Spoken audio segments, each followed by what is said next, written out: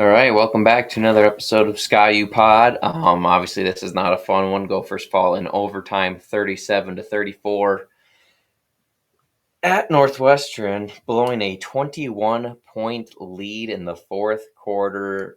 Pretty brutal. PJ's conservative, overly conservative playing style comes back to bite the Gophers again. First, I gotta give a shout out to a couple of them. Shout out to the Wild Chat. That's the Big Banter partner Northwestern group. Tough season so far for Northwestern leading into this game. Not fun when you have to get rid of a coach before the start of the year. So seeing them have an epic comeback, uh, getting to storm the field, good for them. They were super nice when they came over for a crossover episode. So I'm happy to see that for them. Fortunately, it's against us. And then I got to give a shout out to T-Cell from the Sully Scoop, our Nebraska Big Banter partners. Called this upset a while ago before the season started. So, I told him at the time, I can't say it's impossible because we've lost games we should in the past, and unfortunately, he was right on the money with this one. So, good call out there. Let me know. I told him, let me know if he got any predictions about the Powerball in the future because that was a heck of a call. Yeah, I guess getting into it, I thought the offense actually played well when they were allowed to play. Ethan did not have an incompletion in the first half. Darius Taylor was over 100 yards after the first half. The offense pretty much did whatever they wanted in that first half. You switched it over to the second half, and we opened up that first drive throwing. Unfortunately, it didn't work out. But after that first drive, where we again incomplete,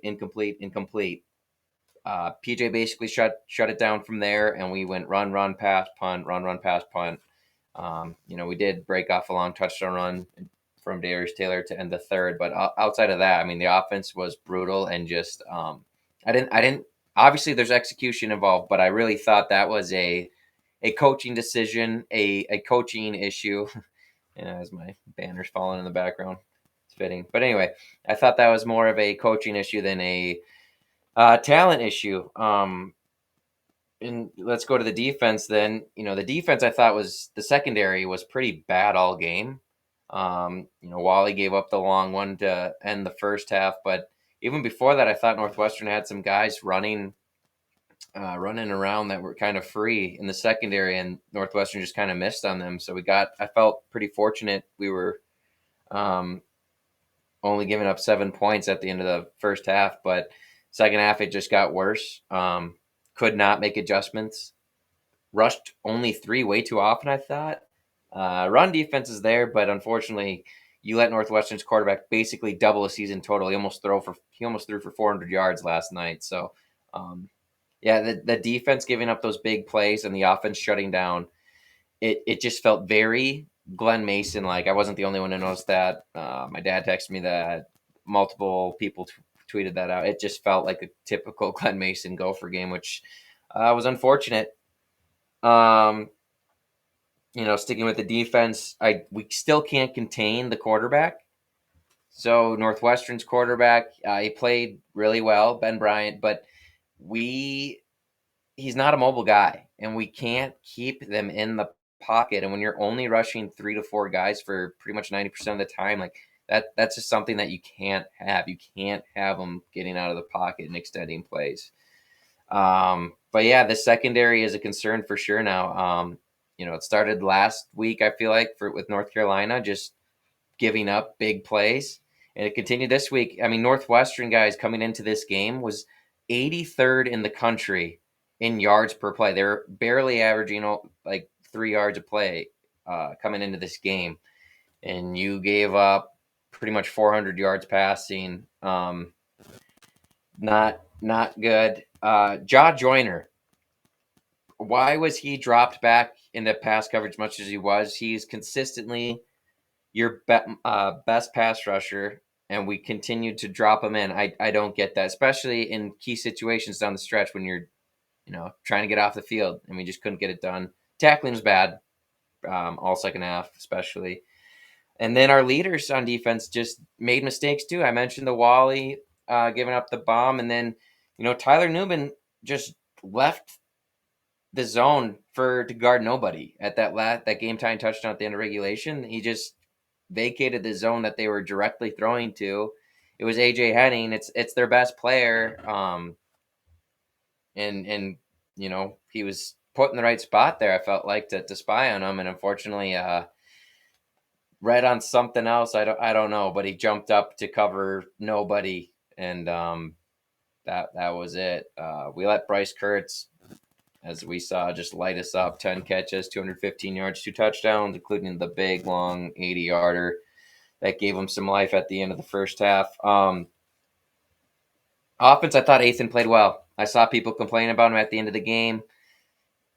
Missed a couple, sure, but for what he was allowed to do, I don't know what more you really wanted out of him. Had some nice scrambles.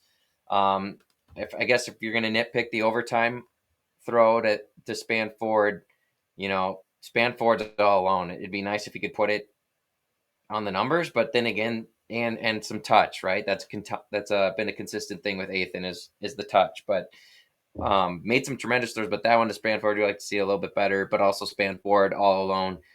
You'd really like to see your preseason All-American tight end come down with that one, but it's just not working out for Spanford this year right now. I'm not really sure what's going on there. Maybe he's hurt. I don't think he's got a very good blocking grade on PFF, according to PFF either. So kind of a tough stretch for him, but a lot of season left. And then we ran Darius Taylor into the ground, 31 carries, over 200 yards, but or not quite 200 yards, I guess 198. But that 31st carry, he went down with an injury and did not return. We did not have him in overtime.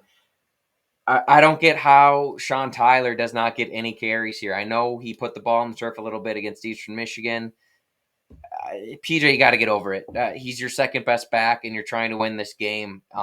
It'd be nice to not run our star player into the ground this early in the season.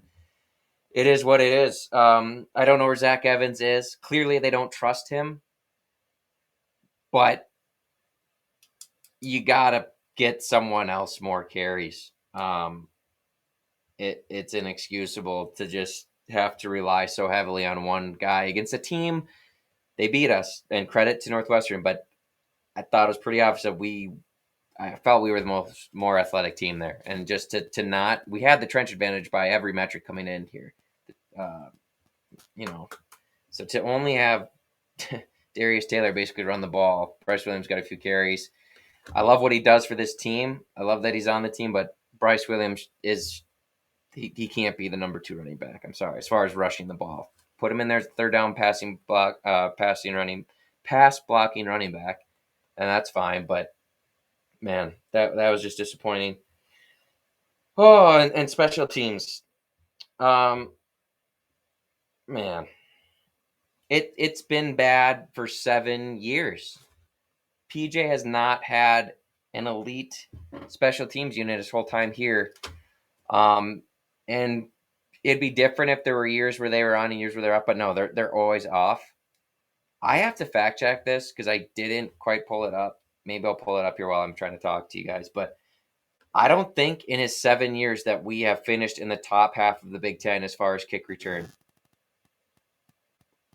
average, kick return yards for special teams. PJ before the season was saying this is like the best. I don't know the exact phrasing word, like the most explosive or the best special teams he's had since being here. And we're already back to just basically not returning the ball anywhere.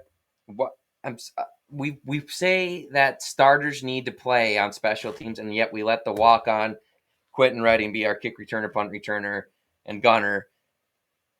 And he failed. He's struggled. He has struggled. And then, of course, the cherry on top of it all, which, again, this play shouldn't have hurt us as much as it did, and it's not just his fault, but how do you lose track that bad of where you are, that situation in the game where you're trying to punt and pin them deep and make them go 90-plus yards to tie the game, and you just stand in the end zone and watch the ball roll to you for a touchback? It was absolutely brutal. But above all that, fire Coach Wagner, special teams coordinator the entire time, I believe, under PJ Fleck, and we have not gotten better. There's nothing here that's gotten better. Our special teams never go out and make plays.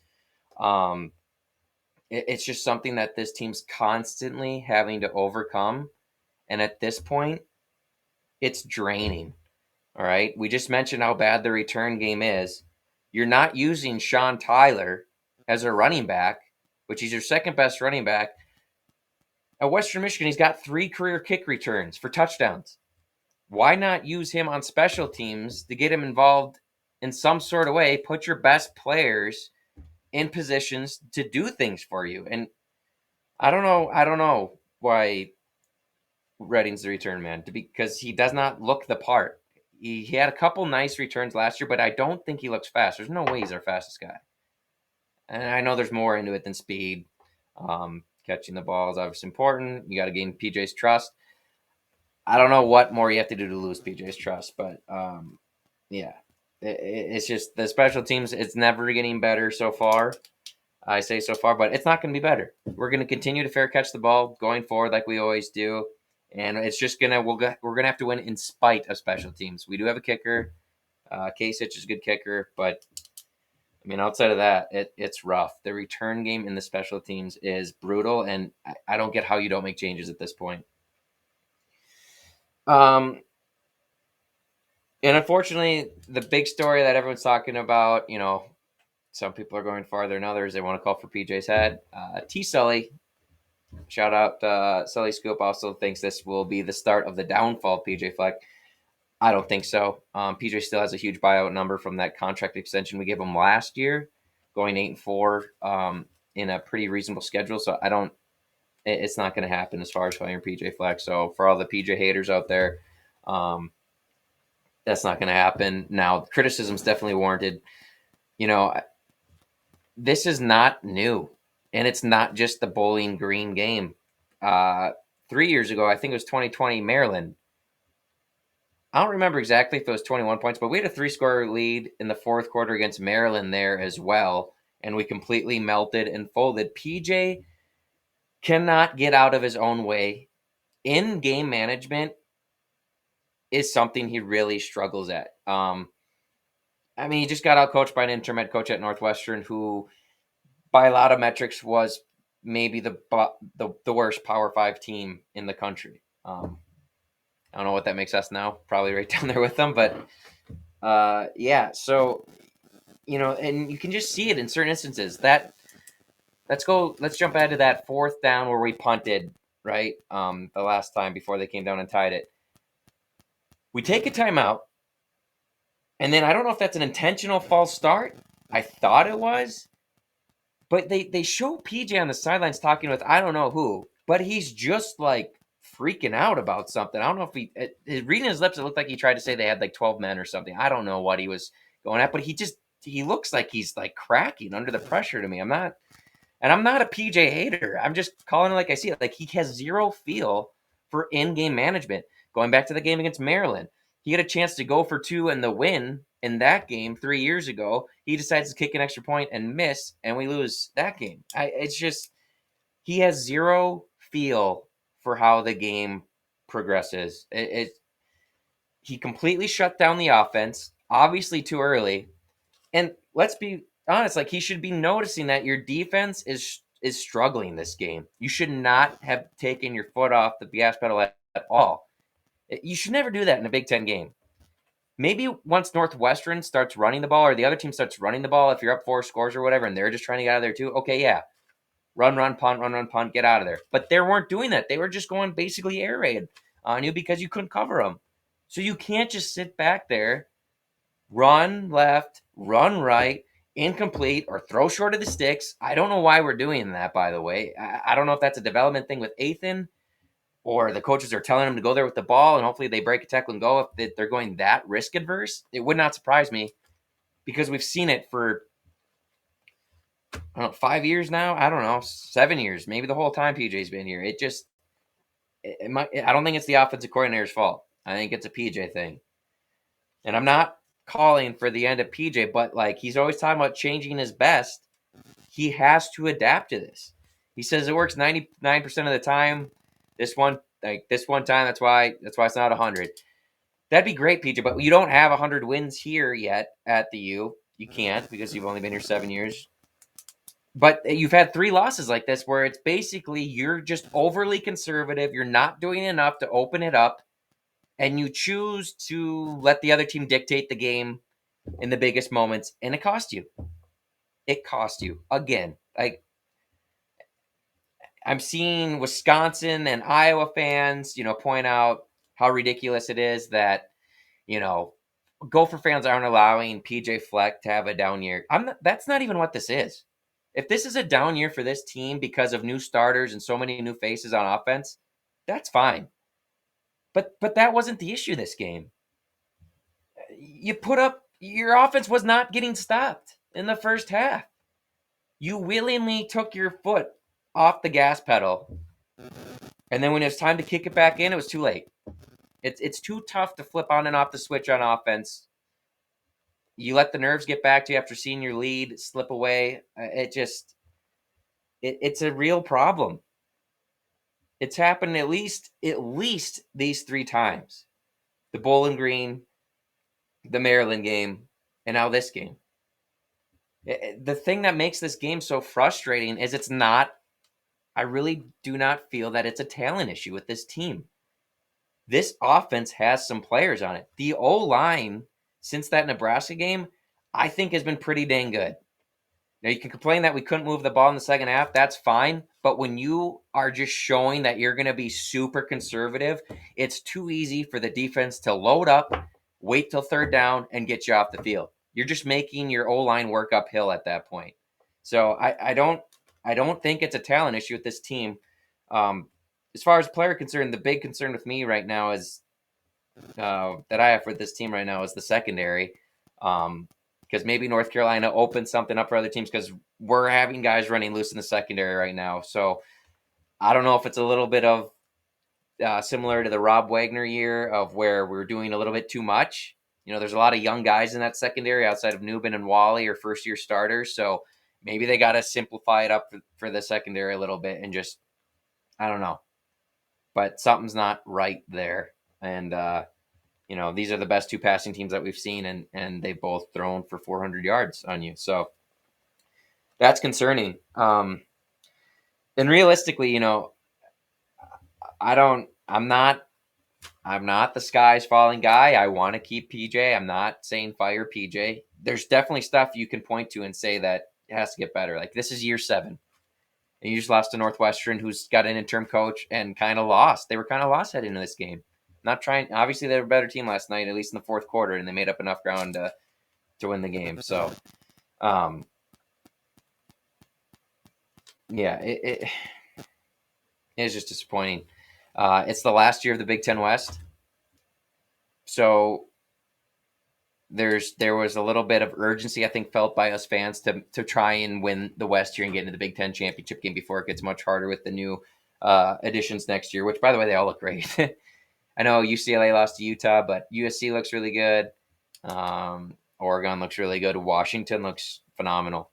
So I think that's where the urgency comes in as a fan to try and get it done this year. I think this loss wipes that out. Not trying to be down. I'm just speaking how I see it right now, and just maybe take it as venting. If you think it's overly negative, you can shut me off if you're still listening.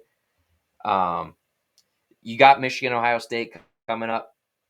I thought Illinois and Iowa were losses before the year. I haven't seen anything that makes me change my mind quite yet. I'm not saying we can't win them. I just had them down as losses, and from what I've seen, I'm not going to switch them back to W's at this point. I had Northwestern as a W, so now you got to steal one of those games, right? You got to steal the Iowa, Michigan, or Ohio State win probably, and you have to beat Illinois and Wisconsin, and then your other opponents remaining, obviously, if you want to win the West. I don't think that's happening. You haven't beat Iowa at Iowa since 1999. Michigan, I think right now is easily a top 3 team in the country. Ohio State might be right there with them. An exciting win for them against Notre Dame. But you got to steal one of those 3, I think, if you want any chance, which I think if you're being honest with yourself, there's not saying you don't try, but that's the reality right now. So with that, I also have some more thoughts about what we should do moving forward, and I know a lot of people are going to disagree with this and might be coming out as like a hot take, but um, I think you go full go going forward at just developing Nathan at quarterback, and I know that sounds obvious, but guys, that was a back and forth game in the fourth quarter that we completely blew. He only had 19 pass attempts. Going forward, I think you get him at least 27 to 30 pass attempts a game. I know it's tough to put an actual number on it because of game flow and whatnot, but he's got stuff to work on, and he played well. Ethan played, I thought, really well. His best game of the year, I thought. Um, I think the game was just kind of taken out of his hands and taken out of the offense's hands. But anyway, let him get work on those. He's got to work on that touch on those intermediate routes and the guys in the flat. So run those a lot. We already know what Darius Taylor can do. True freshman. I'm not saying don't use him, but maybe not run him into the ground. Maybe cut Darius Taylor off at 20 carries, 22 carries. I mean, if you really need him to go get you the first down, get him to that 25 range. But we kind of ran Mo into the ground. We don't need to run Darius Taylor 30 plus times every game, especially when this might be a building year. Like, why not work in more passing plays for Ethan? Work it all in. The deep ball, the deep shots, play action, screens, touch, anything with touch. Like, and I know they're doing this. This sounds obvious, but I would put an emphasis on it. Next thing, I'd get Zach Evans involved. You're not playing Sean Tyler. So get Zach Evans out there, get him some touches, see what you got behind Darius Taylor. And I'm not saying start him. You don't have to start Zach Evans. But maybe after the first few drives, and Darius Taylor's already got 14 carries, maybe let Zach Evans take one series, or at least until you move the sticks once or twice. Just a couple of reps to see what you got, and to give Darius Taylor a break. And if it's not Zach Evans, and whoever the next man is, because they gave up on Sean Tyler, or at least wanted to send a message to him this early. And then the same goes with Lemecki. I'd continue to get Lemecki out there more. Brevin Spanford has struggled. I would start getting those younger tight ends that have already redshirted more reps. And again, I'm not saying start them over Spanford. This isn't the NFL rebuild mode. We're not a first-year program that's just trying to start the young guys and play for some in 3 years. But I'm just saying, we have talent at these positions, young guys that they like. Start rotating them in. I want to see more of them. Because to be honest, at this point, if you're going to make a bowl game, you're probably maxing yourself out at 7 wins, if I'm being realistic here. 7 wins with this difficult schedule. Maybe only 6. So at what point, like, we're in year 7, what bowl game are we going to go to with that record? And I know we're Minnesota. I'm not saying we're above a bowl game. I love going to bowl games. I love watching the Gophers playing bowl games. Of course, I want the Gophers to go to a bowl game. But if developing Ethan and Zach Evans and some of these young guys are just getting them more involved and not running Darius Taylor into the ground results in a 5-win season, but springboards you maybe for a better future next year to put it all together and do something special, I'm all for it. And I know that's kind of like a lot of an either-or situation I'm laying out there, and it probably doesn't have to be that way, but you got to cut Ethan loose and let him learn. That's what I want to see the rest of the season going forward. I want to see him get better. I just want to see improvement at this point because, like I said, I'm just being honest here. How I see it, I think you're out of the West dropping this game with the schedule you have, and just seeing how even the West is. I tweeted it out. Maybe it was a little unfair. My hopes this year are just to upset Iowa and or Wisconsin, and I think we can.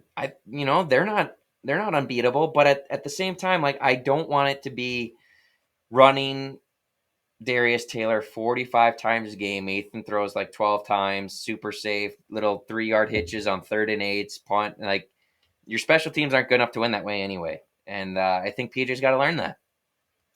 That's just how I feel about it. I know I said some maybe stronger statements than you're used to hearing from Sky U Pod, but it's a day after the game, so that's just how I feel right now. I think your special teams coordinator, Coach Wagner, I think you got to go. I'm sorry, but I mean, if I did my job that bad, I wouldn't have my job. So, and they make more money than I do, unfortunately. Tell you like and subscribe this podcast. Thank you. And yeah, that's all I got, fellas. Thanks for tuning in. I know that wasn't the funnest to listen to, but it's I hope this is the game. I'm not holding my breath. I hope this is the game that PJ looks and says, we gotta go for it a little bit more. In my mind, that it's at least 3. It could be more. I didn't look into it super deep, but there's just 3 games now in 7 years, which is basically like a game like this every other year, which is not something you want. You know, I, I'm not unrealistic where like Gophers should never get upset by a lesser opponent. I'm not that naive, but this was a terrible lot. I mean, a 3-score lead in the fourth quarter. It is what it is. Just a lot of frustration on my part, obviously, on all of our parts. Um, you know, I'm not on the PJs on the hot seat train or anything, but it's got to change. I think that's fair. You know, fans of other teams think we're crazy to even consider that, and I there's a lot that would have to go wrong for me to want to move on from PJ, but you look around and it's like it's okay to like want these things from your 7th-year head coach, to want a usable and you know a special teams that can get you an advantage in the game, especially when you're going to play this conservative, because it has to. PJ loves Iowa. He loves the Iowa model, but they have great special teams. So just how I feel. But yeah, that'll do it for Sky U Pod. We will be back later in the week to break down homecoming. I'm not giving up on the season, but it's just that's just where we're at. So thanks for listening. This is Sky U Pod, brought to you by Big Banter, and go Gophs.